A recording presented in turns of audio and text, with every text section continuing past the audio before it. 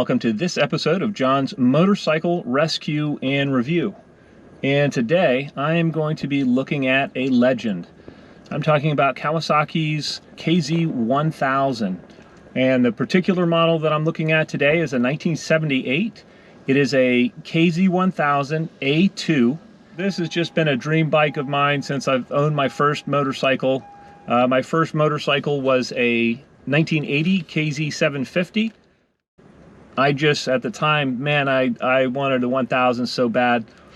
And to my eye, the early KZ900s and KZ1000s with the little ducktail on the back, they're just beautiful. I'm actually looking at this bike with the intent of potentially purchasing it, but I'm going to try to not let my emotions get the better of me, still try to make a reasonable purchase decision, and whether I buy it or not, it'll be really a privilege to see the bike and look it over. So I'm right now in the parking lot waiting for the gentleman to show up. So we'll take a look in a minute. All right, so here she is. It's a 1978 Kawasaki KZ1000 A2. This bike it's a mix of original and some new parts on it as well. It's not 100% original. We just kind of start up here with some of the cosmetics. It looks really, really nice from probably about 5 feet away, but you do have there's some blemishes. It looks like some rust is actually coming through the paint on there, but that's just kind of, this one was a barn find, and so that's what happens when you store your stuff in a damp environment. The inside of the tank is mirror clean, which is really nice. The engine definitely has some corrosion, would need some polishing up, but it has a newer Kirker exhaust. The exhaust tip probably need to be just replaced on that. Just some small areas may have been down on this side.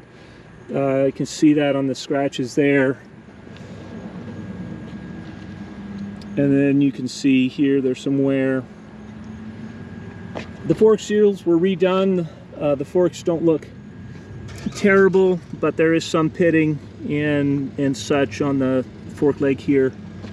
Overall, the chrome has a bit of patina to it, and probably would you could either just run it like it is, or go ahead and replace all that stuff if you just wanted to make it super nice. If you wanted to make this thing perfect, it would certainly take a few dollars.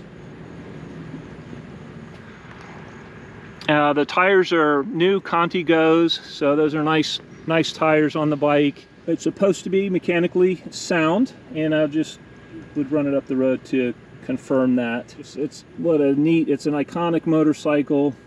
They're getting harder and harder to find.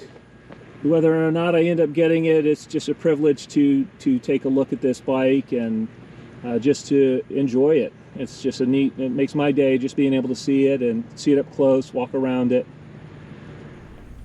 All right, we'll fire it up, see how she sounds.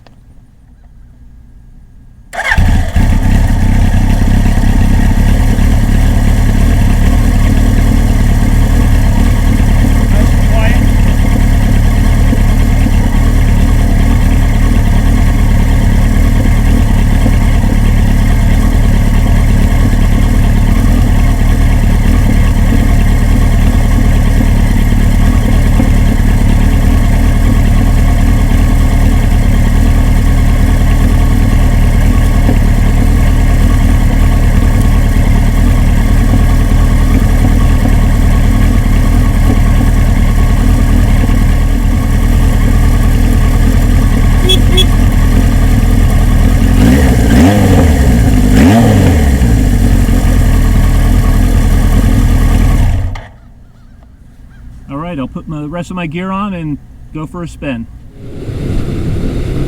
Yeah, this is a 1978 KZ1000 A2. The nice thing about this model, this has the dual disc brakes in the front, which honestly, I don't know why they produced any of the big Kawasaki's with a single disc in the front, but the additional stopping power is definitely nice. I am test driving this bike. I'm actually looking at potentially purchasing it.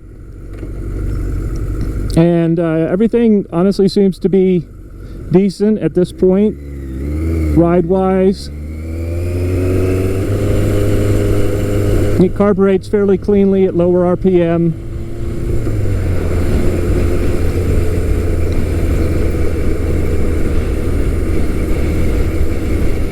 The ride on these bikes is surprisingly comfortable. The bar setup is nice. Ergonomics are great just for an all-day ride. The Kirker pipe on this is much quieter than I had anticipated. I've run other bikes with Kirkers and they seem to be a little bit louder than this, but the motor definitely seems quiet. There's no bad noises coming from the motor. So far I haven't experienced anything amiss with the shifting. At these speeds I'm not feeling any warp in the brake rotors.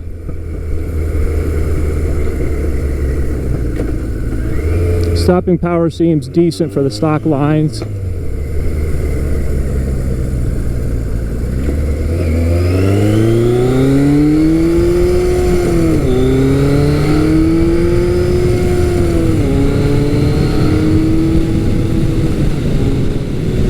Yeah, I'm certainly not hammering on it. It's not my bike, and want to keep it nice.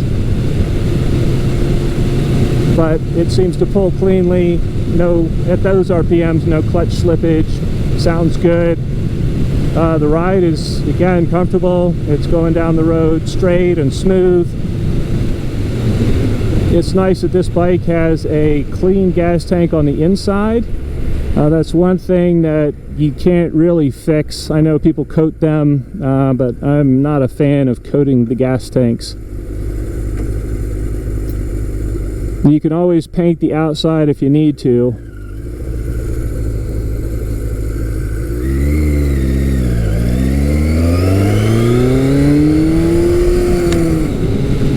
Shocks feel decent in the back. They don't feel bad in the front either.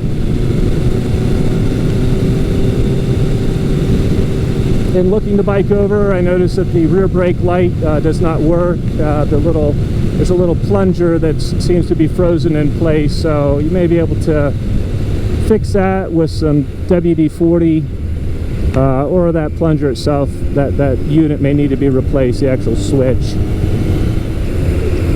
It's a nice riding bike. Definitely could do some little things to it that would improve it ride-wise. Cosmetically, it definitely has seen some better days, but it's not horrible. All right. Well, I'm a bit disappointed here. I didn't end up getting the bike. There were a couple of issues with the bike that still needed to be addressed. There was some frame damage up around the steering head, and I couldn't quite figure out what had been done or why it was done, and it definitely needed some addressing.